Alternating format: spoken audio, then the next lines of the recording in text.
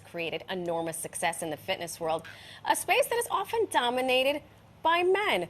She founded the boutique fitness company Solid Core in 2013 and has since raised more than $70 million in private equity for the brand. I mean, we got a snap for that. Holy smokes. Before Solid Core, Ann started her first business venture when she was the ripe old age of 27. It's called Back on My Feet. It's a nonprofit that gives a sense of community to people experiencing homelessness through running. And we are so lucky, Star. Yeah. Because here she is. Yeah. Joining us live. Joins us this morning. Hi. Thanks so much for braving the cold and coming into the studio. Oh, you know I'm from North Dakota, so this is nothing. Well, I was hoping you would Right. say that because you were saying it's like 50 below. Yeah, with the wind chill, it's 50. It's no one should live there. No. She's like, what? Nothing. Yeah, New York yeah. cold. I got this. Yeah. So I wonder if we can start with your success comes from something within you. Share that with us, please, so you can rub off on us. Well, I think you guys are doing just fine. But I think the reason anybody does anything is emotion, right? We're all chasing this emotion, and from an early age, I sort of felt like I was meant to do something big. I just didn't know what it was, and I think at some point everybody asks what our purpose is, what we're here for. And so when I started Back on My Feet at 27, my dad is an addict, and I never could figure out a way to help him. And running was my salvation to get me through that time in my life. So I was running by this homeless shelter, saw these guys, waved at them, and this idea was like, I'm just going to start a running club for them.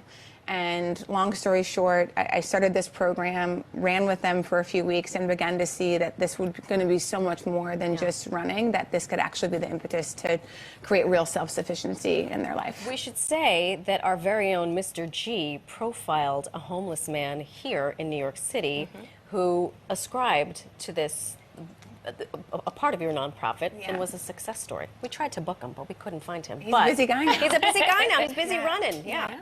Yeah, that's awesome. And it works. You know, you think about why people change, and if you don't feel like you're capable or you don't feel good about yourself, it's difficult to make change. So what we did with Back on My Feet is put them in an environment to feel good, to change their identity of themselves from someone who sees themselves as homeless into someone who sees themselves as a runner, a teammate, an athlete, reliable, dependable, ambitious, and then we were able to place them in a job after we got their mind right.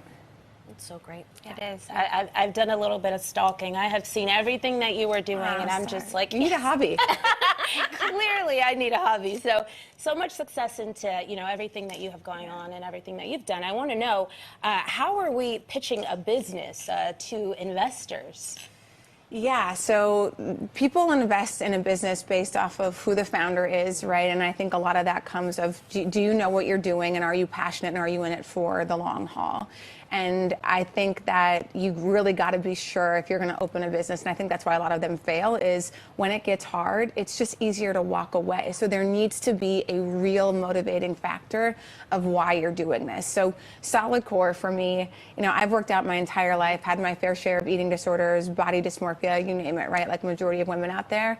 And when I discovered Pilates and what it did for my body, and then adding the community in, I was like, people need to know about this, and I want to build a brand around it. So I was very excited and just wanted as many people, particularly women, to know that they can work out this way and it can change your body and your confidence. So they sort of knew that I was all in on this idea, and of course the business economics and making sure I'm doing a good job on the financials. Well, I also think just based on the few minutes that we're talking to you, when you're in the room, because we have a lot of viewers who are entrepreneurs, they do that pivot. They decide, oh, I'm a mom, now I want to open up a bakery. And it's so important, I think, when you get in the room, especially as a woman, that you present in a way that the people with the millions of dollars are looking at you and saying what? They should be saying, well, I think you need to realize that the investors are looking at you to make money, and people get upset over private equity for that. Like, that's their job, is to return capital at a decent level, right? They want to, if you want to make 2 to 3 times their money, and you need to show them how they can do that if you're looking to take private equity into your business. And so not getting upset about that, just knowing that and communicating a clear message for growth on how you're going to do that. So yes, exuding confidence and having the answers and making sure that you're presenting yourself in a way that this ship is going to sail. When you go in and you have any self-doubt, or you're even, there's a benefit of being self-deprecating, to be sort of funny and to be relatable. Sure, but there's a line. There's a line. There's a line, and people want to give their money to people who they know is going to keep the ship going and make sure it's not going to sink. I'm sorry, I'm fascinated. No, go ahead. How does being an athlete figure into that? Because any little success I've ever had in my life, I attribute to the fact that my sister was my first coach. Oh, great. And I was a gymnast, and I fell off the beam, and she said, get back up. Right. I fell off, and she said, get back up. And I always go back to that moment in my life whenever I've had trials and tribulations.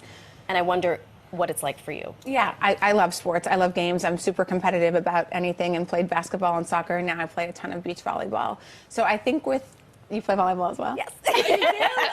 Well, we're going to have to play. I'm going to No, beach you're going to be volleyball. you're better than me. I'm going to beach volleyball camp next week. Can you take us? Can we? Yeah. Do you need someone to hold your bags? I mean, no, you can play though. Okay, fine. You got I'm going to do some learning. So yeah, I mean, I think sports just teaches you a lot, right? It teaches you how to be graceful. It teaches you how to figure out things on the fly, to be resourceful, and that's a big part of being an entrepreneur. And I think that's what stops people, Mari and Star, is they think I don't know everything. I promise you that anybody who is an entrepreneur does not have it all figured out. You just have to trust yourself enough that you are going to figure it out.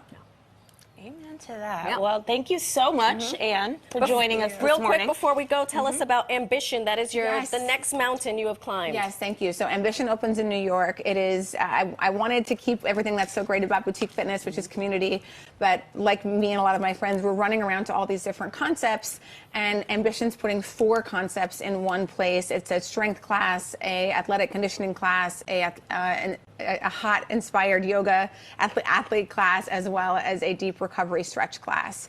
So you'll get all of that in one place under one membership. We're opening in Brooklyn and then 2 in Manhattan in March and April of next year. Sign us up, please. Yes, I have no love excuse. Nice to have you. No excuse. No excuse now. Congratulations Thank you so on much. everything you've accomplished. Thank you. I appreciate Really, truly. that. Come back. Nice please. to see you.